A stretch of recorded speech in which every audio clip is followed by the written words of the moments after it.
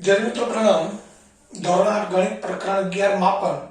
મિત્રો આગળના સ્વાધ્યાયની અંદર આપણે પરિમિતિ અને ક્ષેત્રફળ પહેલું સ્વાધ્યાય તો એમાં પરિમિતિને લગતા દાખલા જોયા, બીજા સ્વાધ્યાયમાં આપણે ક્ષેત્રફળને લગતા દાખલા જોયા.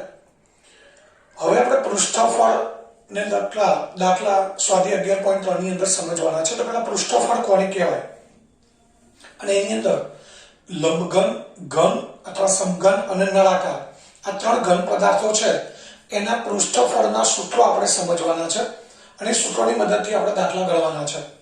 તો પહેલા પૃષ્ઠફળ એટલે શું એ સમજીએ. તો મિત્રો એમાં બે શબ્દો છે.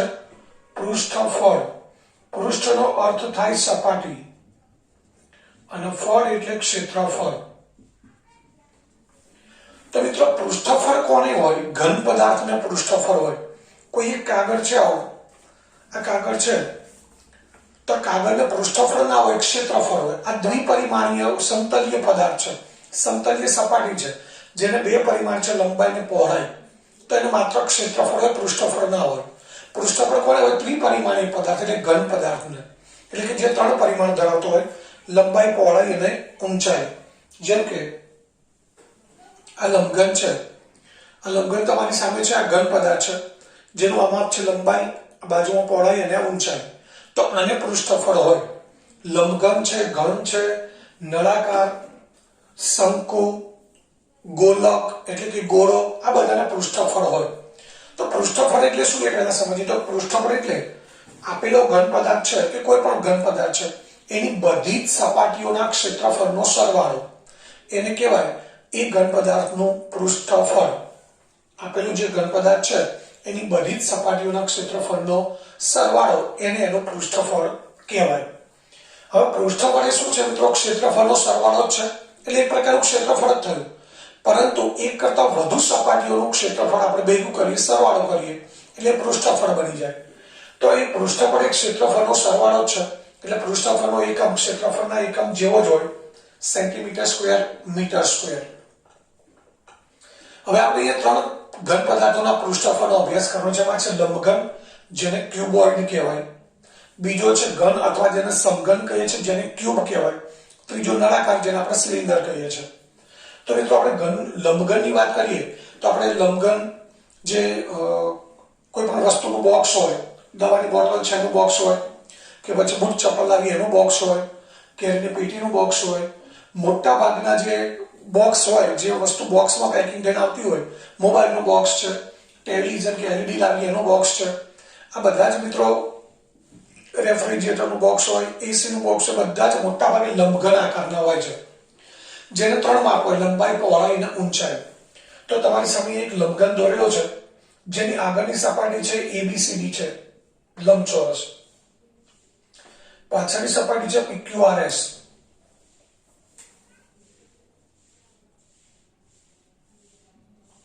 આગળની સપાટી છે એબીસીડી. પાછળની સપાટી જે મિત્રો આપણી સામે કોઈ લંબઘન હોય તો એની આગળની સપાટી દેખાશે, કદાચ સાઈડનો થોડો ભાગ દેખાય પણ પાછળની સપાટી ના દેખાય. એ તૂટક લાઈનથી દોરેલું છે.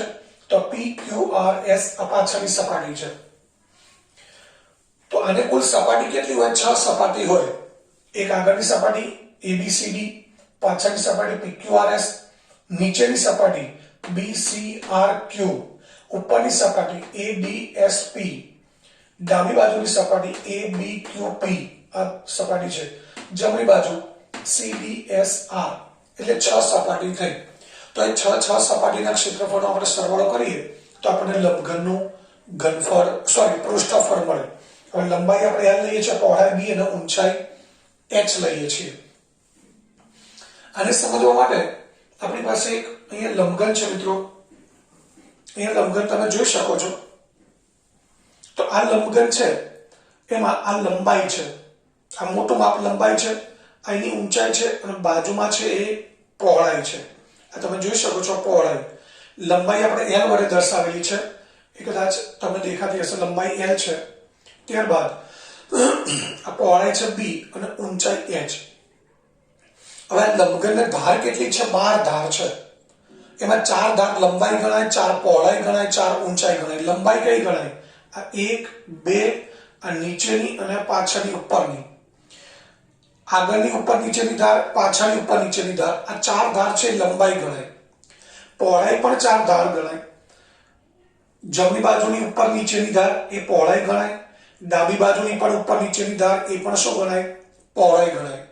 ત્યારબાદ ઊંચાઈ પણ 4 ધાર ગણાય. જમણી બાજુની ઊભી ધાર આગળની અને ઊભી ધાર પાછળની, આ ઊંચાઈ ગણાય, આ પણ ઊંચાઈ ગણાય. ત્યારબાદ ડાબી બાજુની આ ઊભી ધાર અને આ ઊભી ધાર, તો આ 4 ઊંચાઈ ગણાય. એટલે મિત્રો આપણી આ સૂત્રો ત્યારે જ યાદ રહેશે અને કયા સૂત્રનો ઉપયોગ કરવો ત્યારે જ ખબર પડશે કે આપણને લંબઘન છે એ આપણા મગજમાં ક્લિયર હોવો જોઈએ. લંબઘન આપણી સામે કોઈ બોક્સ છે તો એમાં કયું લંબાઈ ગણાય, કયું માપ પહોળાઈ ગણાય, કયું માપ ઊંચાઈ ગણાય, એ આપણા મગજમાં પહેલા ક્લિયર હોવું જોઈએ. તો આપણે કયા સૂત્રનો ઉપયોગ કરવો એ બરાબર સમજી શકીએ. ફરીથી એકવાર લંબાઈ છે, આ પહોળાઈ છે, આ ઊંચાઈ છે, લખી છે લંબાઈ L, પહોળાઈ છે B અને ઊંચાઈ છે H. એ બધા માપ અહીંયા આપણે લખેલા છે. હવે આપણે માપ ખબર પડી ગઈ. હવે પૃષ્ઠફળ શોધવું છે. તો મિત્રો 6 સપાટીના ક્ષેત્રફળનો આપણે સરવાળો કરવો છે.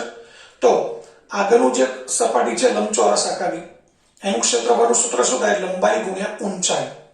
આ લંબચોરસ સપાટી છે પણ આ માપને આપણે પહોળાઈ નથી લીધી, ઊંચાઈ લીધી છે. એટલે લંબાઈ ગુણ્યા ઊંચાઈ LH થશે. મિત્રો આગળની સપાટીનું જે ક્ષેત્રફળ હોય એ જ એક્ઝેક્ટ કોનું હોય? પાછળનું. એટલે પાછળનું પણ શું થશે? LH.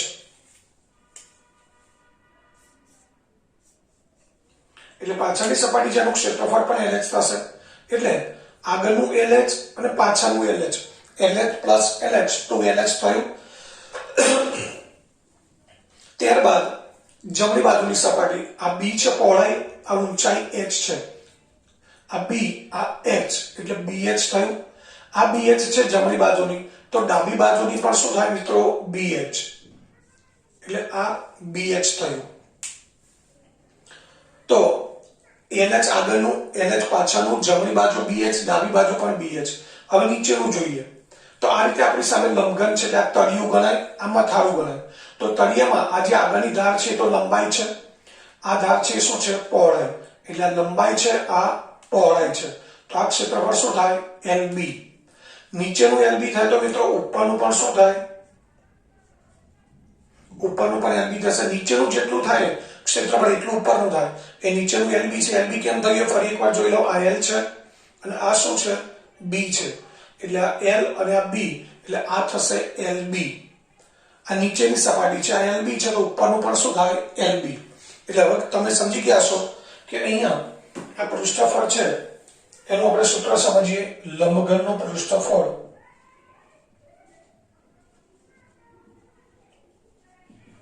અહીંયા તમે જોઈ શકો છો. આગળની સપાટી છે, આગળની ABCD, એનું ક્ષેત્રફળ L ગુણ્યા H, એટલે શું થશે? એનું LH થશે. આગળની સપાટીનું LH. પાછળની જે સપાટી છે PQRS, એનું પણ શું થશે? જેટલું આગળનું હોય એટલું જ, કારણ કે આ લંબાઈ છે, આ ઊંચાઈ છે. આ લંબાઈ, આ ઊંચાઈ, એટલે એનું પણ શું થશે? LH. એટલે આગળ પાછળનું LH થયું. હવે લઈએ આપણી જમણી બાજુ, ડાબી બાજુ. મિત્રો જમણી બાજુ માટે આ છે પહોળાઈ, આ ઊંચાઈ. આ પહોળાઈ ઊંચાઈ એટલે પહોળાઈ ગુણ્યા ઊંચાઈ BH થશે. તો આ ક્ષેત્રફળ થયું BH. ડાબી બાજુ પણ આ પહોળાઈ છે અને આ ઊંચાઈ છે, તો આનું પણ ક્ષેત્રફળ થશે BH. હવે ત્યારબાદ તળિયું લઈએ. તો તળિયામાં આ માપ છે લંબાઈ, આ છે પહોળાઈ, તો એનું ક્ષેત્રફળ થશે LB. તળિયાનું LB થાય તો મથાળું છે PADS. PADS મથાળું છે, એમાં આ લંબાઈ છે, આ પહોળાઈ છે, તો આ થશે LB. આ ઉપરનું મથાળું છે મિત્રો. આ જે લખ્યું છે કયું છે? એને આપણે અહીં લખી દઈએ છીએ. એ પાછળનું જે છે PQRS, એનું છે LH. આગળનું પણ LH. આગળનું જે છે ABCD, એનું પણ LH થશે. પાછળનું PQRS છે એ પણ LH થશે. ત્યારબાદ જમણી બાજુ BH, ડાબી બાજુ BH, મથાળું LB, તળિયું LB. તો હવે આપણે પૃષ્ઠફળ એટલે શરૂઆત કરી પહેલા LB પ્લસ LB, તળિયું અને મથાળું LB પ્લસ LB. ત્યારબાદ ડાબી બાજુ, જમણી બાજુ BH પ્લસ BH. ત્યારબાદ આગળનું LH અને પાછળનું LH, LH પ્લસ LH. તો LB plus LB two LB થયું, BH plus BH two BH, LH plus LH two LH. બધામાંથી બે કોમન કાઢી લઈએ તો શું થશે? LB plus BH plus LH. આ લંબઘનના પૃષ્ઠફળનું સૂત્ર થયું 2 LB plus BH plus LH, જેની અંદર મિત્રો 6 સપાટીનો સરવાળો થઈ ગયો. તો આ લંબઘન છે એના પૃષ્ઠફળનું સૂત્ર થયું. હવે ઘણી વખત એવું બનતું હોય છે કે પાર્શ્વ પૃષ્ઠફળ, લંબઘનનું પાર્શ્વ પૃષ્ઠફળની આપણે જરૂર પડે, એટલે કે તળિયું અને મથાળું નથી ગણવાનું આપણે. આ લંબઘન છે આપણી પાસે, આ લંબઘન છે, તળિયું અને મથાળું નથી ગણવાનું. આગળ પાછળ જમણી ડાબી આ ચાર બાજુઓને ધ્યાનમાં રાખવાની છે, જેને પાર્શ્વ પૃષ્ઠફળ કહેવાય. પાર્શ્વ એટલે આજુબાજુ, પાર્શ્વ એટલે આજુબાજુ, એટલે આજુબાજુની ચાર બાજુ લેવાનું, તળિયું મથાળું લેવાનું નથી. તો મિત્રો મથાળાનું LH, સોરી આપણે આ રીતે લીધેલું છે, લંબાઈ પહોળાઈ, તળિયું મથાળું નથી લેવાનું. તળિયાનું ક્ષેત્રફળ LB થાય, મથાળાનું પણ LB થાય. મિત્રો ખાસ ધ્યાન રાખજો. ફરી એકવાર કહું છું કે આપણી સામે લંબઘન છે, એમાં કઈ ધાર કયું માપ ગણાય ક્લિયર હોવું જોઈએ. તો આપણને ખબર પડશે તળિયાનું ક્ષેત્રફળનું સૂત્ર ખરેખર શું થાય. માત્ર તળિયાનું કહું છું તો એ ખબર હોય છે કે આ ધાર L છે ને આ B છે, તો તળિયાનું LB થશે, મથાળાનું પણ શું થાય? LB. જમણી બાજુ શું થાય? તો જમણી બાજુ આ B છે અને H છે, એટલે જમણી બાજુનું શું થશે? BH. તો ડાબી બાજુનું પણ BH થાય અને તળિયું LB અને મથાળું પણ LB. હવે તળિયું મથાળું આપણે નથી ગણતરીમાં લેવું મિત્રો, તો માત્ર ચાર બાજુ લેવી છે, તો એને આપણે લંબઘનનું પાર્શ્વ પૃષ્ઠફળ કહીશું.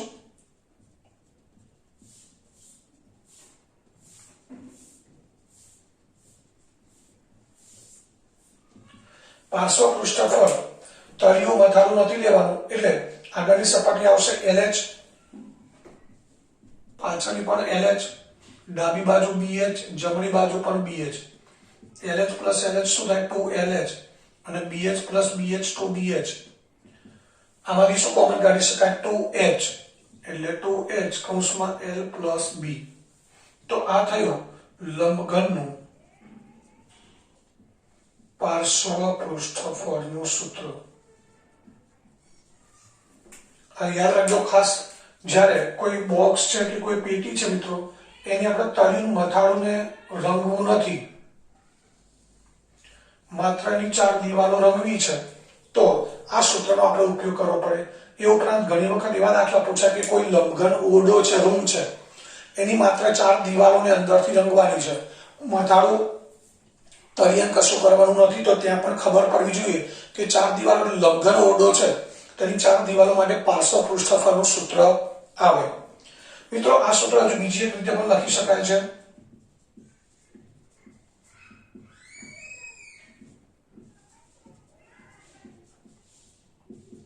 તો H કૌંસમાં L પ્લસ B છે, એમાં H આપણે આગળ લઈ લઈએ અને 2 કૌંસમાં L પ્લસ B કરીએ. H આગળ લીધો, બે પાછળ લીધો છે. આવું કેમ કર્યું મિત્રો? તો H એટલે શું છે? ઊંચાઈ, અને 2 કૌંસમાં L પ્લસ B આવું સૂત્ર આપણે ભણી ગયા છીએ. 2 કૌંસમાં L પ્લસ B મિત્રો શું છે? લંબચોરસની પરિમિતિનું સૂત્ર છે. કોનું? લંબચોરસની પરિમિતિનું. તો મિત્રો ધ્યાનથી સમજો, આ લંબચોરસ છે, આ લંબચોરસનો L પ્લસ B, આ L છે, આ B છે, આ પણ L થશે, આ B થશે, એટલે આ તળિયું છે. તળિયું છે તેની પરિમિતિ શું થશે? L plus B plus L plus B, એટલે 2L પ્લસ 2B, સોરી હા 2L પ્લસ 2B, એમાંથી બે કોમન કાઢી લઈએ એટલે 2 કૌંસમાં L પ્લસ B થાય. એટલે 2 કૌંસમાં L પ્લસ B, જેને આપણે પાયાની પરિમિતિ અથવા તળિયાની પરિમિતિ કહીએ છીએ.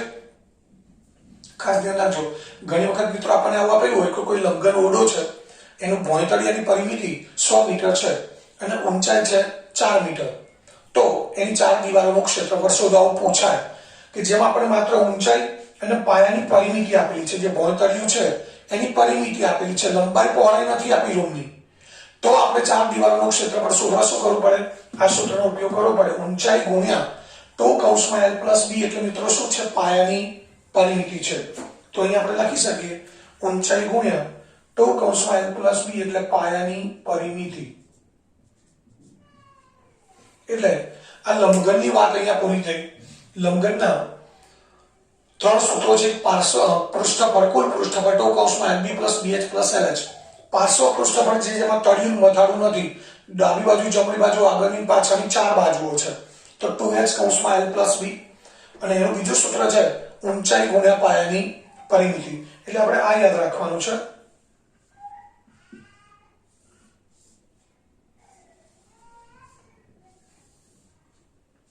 આ તો યાદ રાખવાનું છે, સાથે સાથે બીજું શબ્દોમાં ઊંચાઈ ગુણ્યા પાયાની પરિમિતિ. તો મિત્રો આ લંબઘનની વાત થઈ, આ લંબઘનના પૃષ્ઠફળ થયું. હવે ત્યારબાદ આગળ જોઈએ આપણે ઘનનું પૃષ્ઠફળ. ઘન અથવા જેને સમઘન કહેવાય, એને આપણે ક્યુબ કહીએ છીએ. મિત્રો તમે ક્યુબ કોના માટે શબ્દ વાપરો છો? જે પેલા અલગ અલગ કલરના ખાનાવાળો ક્યુબ આવે એને આપણે ક્યુબ કહીએ છીએ, પરંતુ એવું નથી મિત્રો. ક્યુબ એટલે કોઈ પણ ઘન આકારની વસ્તુ હોય એ ઘનનું અંગ્રેજી ટૂંકમાં ક્યુબ છે. પણ આપણે ગુજરાતી લોકોની તકલીફ એ છે કે અમુક અંગ્રેજી શબ્દને ઠોકી બેસાડેલા છે કે ભાઈ ક્યુબ એટલે રમવાનો જે ક્યુબ આવે એને જ ક્યુબ કહેવાય. પણ એવું નથી. કોઈ વસ્તુનું આપણે બોક્સ લાવ્યા હોય, કોઈ ગિફ્ટ લાવ્યા હોય, એને જેમ કે કોઈ ઘડિયાળ લાવી તો ઘડિયાળનું બોક્સ લગભગ ઘન આકારનું હોય, તો એ ક્યુબ જ કહેવાય. એ પણ શું છે મિત્રો? ક્યુબ જ છે. તો ઘન એટલે જેને સમઘન પણ કહેવાય, ક્યુબ પણ કહેવાય, એનું પૃષ્ઠફળ આપણે જોવું છે. તો આપણને ખબર છે કે ઘનની બધી ધારનું માપ સરખું હોય. આપણી પાસે એક આ ઘન છે, આ લંબાઈ છે, આ લંબાઈ છે, આ ઊંચાઈ છે. ઊંચાઈ પણ કોના જેટલી છે? લંબાઈ જેટલી. એટલે ત્યાં આપણે L જ લખ્યો છે. આ પહોળાઈ છે, પહોળાઈ પણ કોના જેટલી છે? લંબાઈ જેટલી. એટલે ત્યાં પણ L લખ્યો છે. અને આ શું છે? ઊંચાઈ છે, એ પણ L જ છે. એટલે કે લંબાઈ, પહોળાઈ, ઊંચાઈ બધા માપ એક સરખા છે. એટલે બધા આપણે શેના તરીકે લઈ શકીએ? L તરીકે. એને અથવા બીજો એવું કહી શકાય કે લંબઘન છે એની બધી સપાટી ચોરસ હોય. અહીંયા કેવી હોય? લંબચોરસ હોય. અહીંયા બધી સપાટી ચોરસ હોય. એટલે પહેલો ચોરસ છે એનું ક્ષેત્રફળ L ગુણ્યા L, L² થશે. L ગુણ્યા L શું થશે? L². ત્યારબાદ પાછળની સપાટી, આગળની પાછળની સપાટીનું ક્ષેત્રફળ સરખું હોય એટલે પાછળનું શું થશે? L². ત્યારબાદ જમણી બાજુ લઈએ, જમણી બાજુ L ગુણ્યા L, જમણી બાજુનું ક્ષેત્રફળ L² થશે. જમણી બાજુનું L² થશે તો મિત્રો પાછળનું ડાબી બાજુનું પણ શું થાય? આ L² છે તો આ પણ L² થશે. ઉપરાંત તળિયું લઈએ તો તળિયામાં આ L છે, આ પણ L છે, તો તળિયાનું ક્ષેત્રફળ L² થયું. તળિયાનું L² થાય તો મથાળાનું પણ L². એટલે કે અહીંયા 6 સપાટીનું ક્ષેત્રફળ L² થશે. એમાં કેટલા L² થશે? 6. તો પૃષ્ઠફળ કેટલું થાય? L² + L² + L² + L² + L² + L². એટલે 6L². અહીં આપણે જોઈએ તો આગળનું ABCD ચોરસ, અહીં બધી સપાટી ચોરસ છે. ABCD ચોરસ છે એનું ક્ષેત્રફળ L² લખીએ. PQRS એનું ક્ષેત્રફળ લખી દઈએ L². ત્યારબાદ આ જે તળિયું છે DCRS એનું ક્ષેત્રફળ પણ L² આવશે. મથાળાનું પણ આ L છે, આ પણ L છે, એટલે એનું પણ L² આવશે. ત્યારબાદ ડાબી બાજુ ADSP, આ જે ચોરસ છે આ L છે, આ પણ L છે, એનું ક્ષેત્રફળ પણ L² આવશે. અને જમણી બાજુ BCRQ એ પણ શું આવશે? L². તો મિત્રો 6 સપાટીનું ક્ષેત્રફળ થયું L². એટલે ઘનનું પૃષ્ઠફળનું સૂત્ર શું થશે?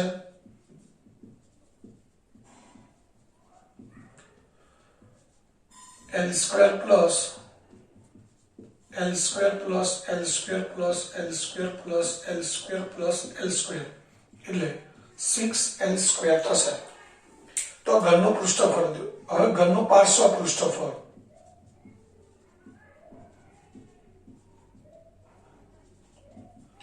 ઘનનું પાર્શ્વ પૃષ્ઠફળ એટલે મિત્રો એમાં પણ તળિયું મથાળું આપણે નથી ગણતા. તો મથાળાનો L², તળિયાનો L² કાઢી નાખો. 6L² માંથી 2 L² કાઢી નાખો તો શું થઈ જાય? 4L². તો આ ઘનનું પાર્શ્વ પૃષ્ઠફળનું સૂત્ર થઈ 4L². એકદમ ઈઝી છે મિત્રો. આકૃતિ આપણા મગજમાં ક્લિયર હોય તો દરેક સૂત્ર એકદમ ઈઝીલી આપણે યાદ રાખી શકીએ. એટલે સૌથી પહેલા ખબર ના હોય કે ના જાણતા હોય તો લંબઘન કોને કહેવાય? આપણી સામે આપણને વિઝ્યુલાઇઝ થવું જોઈએ કે આપણી સામે લંબઘન છે, તેની સામેની નીચે, સામેની ઉપરની નીચેની ધાર છે એ લંબાઈ ગણાય. બે ઊભી ધાર છે ઊંચાઈ ગણાય. ડાબી બાજુ જમણી બાજુ અંદર જે ચાય છે ઉપરની છે એ પહોળાઈ ગણાય, પાછળની જે ઉપર નીચેની ધાર છે લંબાઈ ગણાય, અને પાછળની જે ઊભી ધાર છે ઊંચાઈ ગણાય.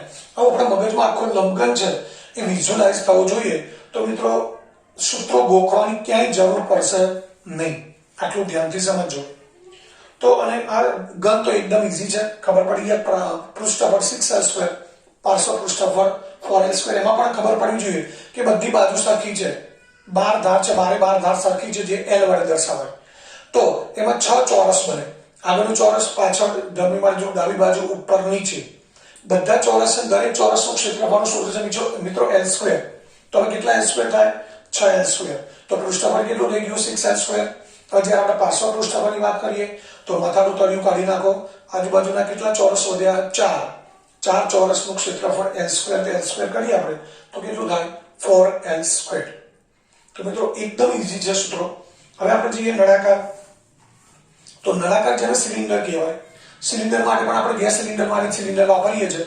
કોઈક નળાકાર વસ્તુ, નળાકાર ડબ્બો હોય તો આપણે એ નળાકાર જે આકાર છે ડબ્બાનો એ સિલિન્ડર આકાર છે, એટલે નળાકારને અંગ્રેજીમાં સિલિન્ડર કહેવાય. હવે નળાકારને કેટલા માપ હોય? તો નળાકાર વસ્તુ હોય એને 2 માપ હોય. એક એનો એને પહેલા સપાટી કેટલી હોય એ પહેલા ખબર હોય. જો નળાકારને 3 સપાટી હોય. એક તળિયું.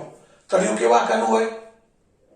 નળાકાર ડબ્બો છે આપણા ઘરમાં એલ્યુમિનિયમનો કે સ્ટીલનો, એ તમે જોયેલો છે. એનું તળિયું કેવા આકારનું હોય છે? ગોળ ના બોલતા મિત્રો, એ વર્તુળાકાર કહેવાય. શું કહેવાય? ગોળ ના કહેવાય. ભૂલથી હવે આવી ભૂલ ના થવી જોઈએ કે નળાકારનો જે તળિયું છે વર્તુળાકાર ગણાય, મથાળું પણ કેવું ગણાય? વર્તુળાકાર. એટલે 2 સપાટીથી તળિયું, મથાળું, અને ત્રીજું ગોળ ફરતી સપાટી જે વક્રાકાર છે અને વક્ર સપાટી કહેવાય. મિત્રો આપણી પાસે નળાકાર પણ છે. નળાકાર તમે જોઈ શકો છો. આ તળિયું છે કેવા આકારનું છે? વર્તુળાકાર. આ મથાળું છે એ પણ કેવું છે? વર્તુળાકાર. આ તળિયું લઈએ, મથાળું લઈએ, વર્તુળાકાર છે. અને આ સપાટી છે એને વક્ર સપાટી કહેવાય. તો સપાટી 3 છે. માપ કેટલા છે આને? તો માપ 2 છે. એક પાયો અને મથાળું વર્તુળાકાર છે જે એક જ સમાન વર્તુળ છે. એ વર્તુળનું એક જ માપ હોય, ત્રિજ્યા. આ વર્તુળાકાર છે એ તમે જોઈ શકો છો. આ વર્તુળાકાર પાયો છે, એનું કેન્દ્રથી આ માપ છે એ મિત્રો વર્તુળની ત્રિજ્યા છે. આ વર્તુળની ત્રિજ્યા છે. નળાકારને ઉભો કરી દે એટલે આ માપ છે એની ઊંચાઈ છે. તો નળાકારને 2 જ માપ હોય એટલે ક્લિયર હોવું જોઈએ નળાકાર આપણા મગજમાં. અને માપ કેટલા હોય એ પણ ખબર હોય. જે પાયો અને મથાળું વર્તુળાકાર છે, જે બંનેને એક માપ હોય એ કયું હોય? ત્રિજ્યા. તો અહીં આપણે મથાળું છે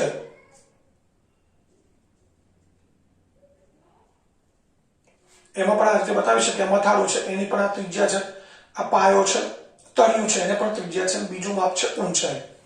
એટલે નળાકારના 2 જ માપ હોય. મિત્રો આટલી આપણને ખબર હોય ને તો નળાકારના બધા સૂત્રો આપણને એકદમ સરળતાથી યાદ રહે કે નળાકારમાં માપ 2 છે, ત્રિજ્યા, ઊંચાઈ. ઘણા નળાકારનો દાખલો પૂછાય, લંબઘન કે સમઘનનું સૂત્ર લખી દે તો ત્યાં આપણે મગજનો ઉપયોગ નથી કરતા, એ નક્કી થઈ ગયું. અહીંયા આપણને ક્યાંય લંબાઈ કે પહોળાઈ આવતી જ નથી. તો પછી LB વાળું સૂત્ર નળાકારમાં ક્યાંથી આવે? નળાકારમાં ત્રિજ્યા ઊંચાઈ આવે એટલે R અને H જ એના સૂત્રમાં આવે. ઘણા લંબઘન સમઘનમાં નળાકારનું સૂત્ર લખી દે. તો આપણને એ તો કોમન સેન્સ હોવી જોઈએ કે લંબઘન સમઘનમાં ક્યાંય ત્રિજ્યા આવતી નથી. તો પછી લંબઘન સમઘનના સૂત્રમાં ક્યાંય R આવે જ નહીં. એટલે આટલું જો આપણે સમજી લઈએ તો કોઈ વાંધો આવશે નહીં, એ મને ચોક્કસ વિશ્વાસ છે. અને તમારે એકવાર પ્રયત્ન કરવાનો છે કે આ બધું જે સમજાવું છું એકવાર દિમાગમાં, સૂત્રો ગોખવાના નથી, આ બધું વિઝ્યુઅલાઇઝ કરવાનું છે. અને તમારા મગજમાં દરેક વસ્તુ વિઝ્યુઅલાઇઝ હશે તો એના સૂત્રો તમારે ગોખવાની જરૂર પડશે ને યાદ રહી જ જશે. એકવાર સમજીને યાદ રહી જશે. હવે નળાકારના સૂત્રોની વાત કરીએ મિત્રો તો આપણે પેલા નળાકાર છે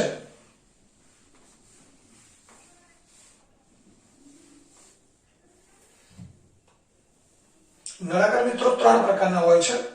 એ આપણે પેલા 3 નળાકાર લઈ લઈએ. એક નળાકાર કયો? તો આપણી પાસે લંબચોરસ કાગળ છે. આ લંબચોરસ કાગળ છે એને આપણે આ રીતે વાળીને ભેગો કરી દઈએ તો આ એક નળાકાર બની ગયો. આ નળાકાર બની ગયો મિત્રો. એમાં તમે જુઓ છો કે એનો તળિયાનો ભાગ ખુલ્લો છે અને મથાળાનો ભાગ પણ ખુલ્લો છે. એટલે આ તળિયું અને મથાળું બંને ભાગ કેવા છે? ખુલ્લા છે. એટલે આને આપણે ખુલ્લો નળાકાર કહીશું. શું કહીશું મિત્રો? ખુલ્લો નળાકાર. જેને તળિયું પણ નથી, એટલે કે તળિયું પણ ખુલ્લું છે, મથાળું પણ ખુલ્લું છે. અને આવા નળાકાર ક્યાં જોવા મળે? પાણીની પાઇપો, ગટર લાઈનનું કામ ચાલતું તો રોડની સાઈડમાં મોટી મોટી પાઇપો પડેલી હોય છે, ક્યાંક નાની પાઇપ હોય તો પાઇપને તો પાણી અંદરથી પસાર થવાનું છે, એટલે બંને બાજુ ખુલ્લી હોય તો એને આપણે કહીશું ખુલ્લો નળાકાર. હવે ખુલ્લા નળાકારની કેટલી સપાટી છે? તો માત્ર એક જ સપાટી છે. તળિયું નથી, મથાળું પણ નથી, એક જ સપાટી છે. એ સપાટી કઈ કહેવાય? વક્ર સપાટી. તો મિત્રો પહેલું સૂત્ર જોઈએ આપણે. અને પહેલા હવે લખી દઈએ નળાકારના માપ કયા કયા હોય. તો નળાકારના પાયાની ત્રિજ્યા r, પાયોનું મથાળું બંને મિત્રો ત્રિજ્યા r જ હોય, અને નળાકારની ઊંચાઈ h.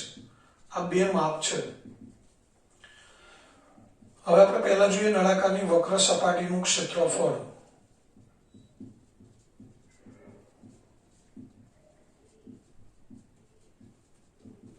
તો એ સૂત્ર છે 2πrh.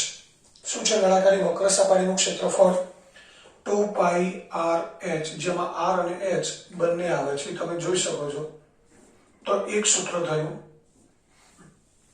નળાકારની વક્ર સપાટીના ક્ષેત્રફળનું સૂત્ર છે 2πrh, એટલે વક્ર સપાટીનું ક્ષેત્રફળ થયું. હવે ત્યારબાદ આપણે ઘરે સ્ટીલનો કે એલ્યુમિનિયમનો ડબ્બો છે એનું ઢાંકણ કાઢી નાખીએ છીએ. ઢાંકણું કાઢી નાખીએ તો ઉપરથી ખુલ્લો થઈ ગયો, નીચે તળિયું તો છે જ, તો એને તળિયાવાળો ખુલ્લો નળાકાર કહીશું. મિત્રો ધ્યાનથી સમજો, ડબ્બાનું ઢાંકણ કાઢી નાખીએ છીએ એટલે તળિયું છે અને વક્ર સપાટી છે, બે સપાટી થઈ, તો એને આપણે કહીશું તળિયાવાળો ખુલ્લો નળાકાર.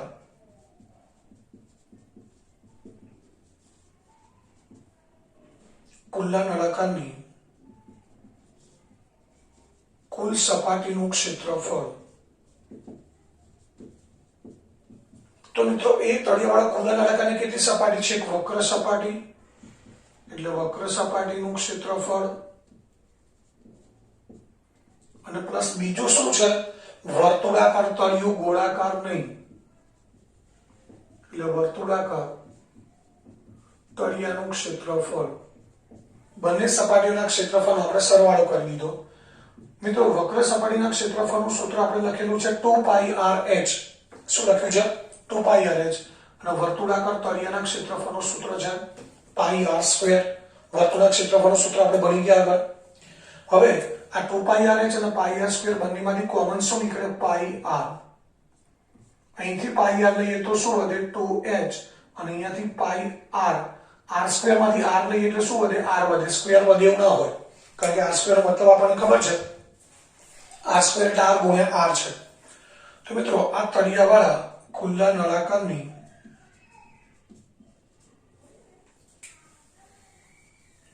કુલ સપાટીનું ક્ષેત્રફળ થયું.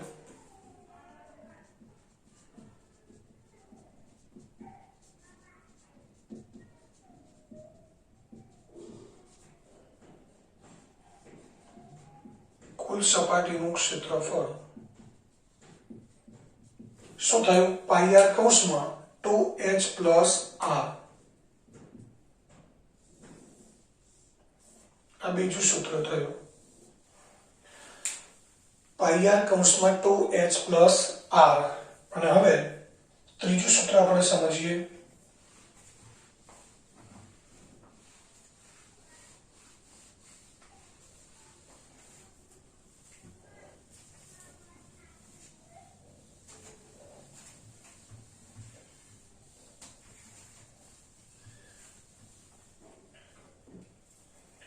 મિત્રો જે વક્ર સપાટીનું ક્ષેત્રફળ છે આ નળાકાર છે, તળિયું કે મથાળું નથી. હમણાં આપણે વાત કરીએ કે આ રીતે નળાકાર છે, તળિયું મથાળું નથી, માત્ર શું છે?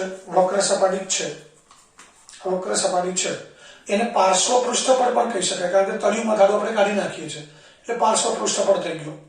હવે બીજું સૂત્ર જોઈએ, એમાં તળિયું છે એટલે કે અહીંથી નળાકાર બંધ છે, ઉપરથી ખુલ્લો છે, તો એને શું કહીશું? તળિયાવાળો ખુલ્લો નળાકાર, જેમાં બે સપાટી આવે, એક વક્ર સપાટી, એક આ વક્ર સપાટી આવશે, અને બીજું આવશે વર્તુળાકાર તળિયું.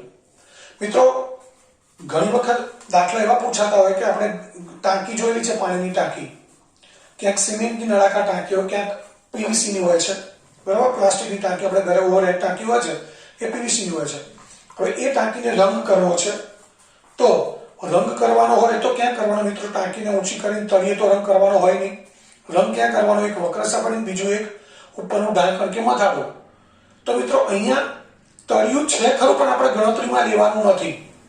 ટાંકીને રંગ કરવો છે તો તળિયું તો છે જ, તળિયા વગરની ટાંકી હોય નહીં, પરંતુ રંગ કરવાનો છે તો રંગ ક્યાં કરવાનો છે? વક્ર સપાટી અને ઉપર મથાળામાં.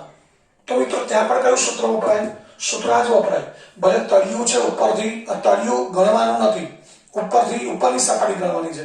તો મિત્રો મતલબ તો એ જ થયો કે તમે વક્ર સપાટીનું તળિયું ગણો કે વક્ર સપાટીનું મથાળું ગણો, સૂત્ર આ જ આવશે. એટલે આ ખાસ ધ્યાન રાખવાનું છે કે જ્યારે ટાંકીને રંગવાની છે ત્યારે વક્ર સપાટીનું મથાળું બંને રંગવાનું છે, તો સૂત્ર આ જ આવશે તળિયાવાળા ખુલ્લા નળાકારનું. કારણ કે આપણે તળિયું ગણતા નથી, એટલે ઉપરનું બે તળિયું મથાળું બેમાંથી એક સપાટી અને વક્ર સપાટી ગણવાની હોય, બે સપાટી ગણો ને ત્યારે આ સૂત્ર આવશે. હવે ત્યારબાદ ત્રીજો છે બંધ નળાકાર.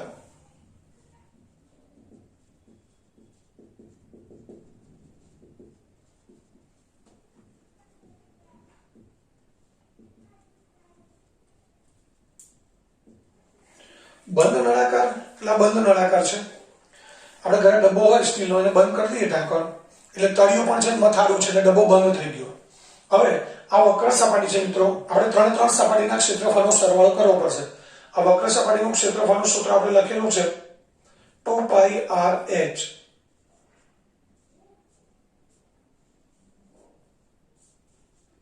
એટલે આ વક્ર સપાટી છે એનું ક્ષેત્રફળનું સૂત્ર થયું 2πr(h). ત્યારબાદ વર્તુળાકાર તળિયું, વર્તુળના ક્ષેત્રફળનું સૂત્ર પણ આપણને ખબર છે, શું છે? πr². એ જ રીતે આ મથાળું લઈએ, મથાળાનું પણ આપણને ક્ષેત્રફળનું સૂત્ર ખબર છે, એ પણ શું છે? πr². એટલે આપણે કેટલા સૂત્રનો સરવાળો કરવાનો? વક્ર સપાટીનું 2πr(h), તળિયાનું πr², મથાળાનું પણ πr², અને બંધ નળાકાર કહેવાય, જેમાં તળિયું પણ છે મથાળું પણ છે. તો હવે આપણે અહીંયા સૂત્ર લખી દઈએ, વક્ર સપાટીનું ક્ષેત્રફળ પ્લસ વર્તુળાકાર તળિયાનું ક્ષેત્રફળ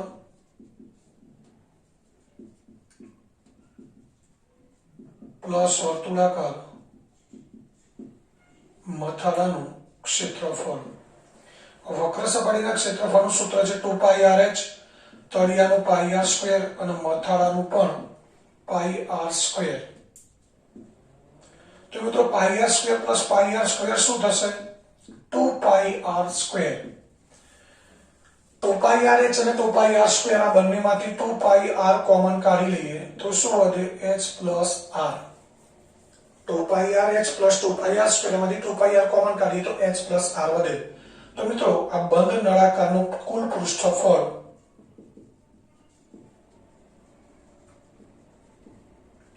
એનું સૂત્ર થયું 2πr કૌંસમાં h પ્લસ r.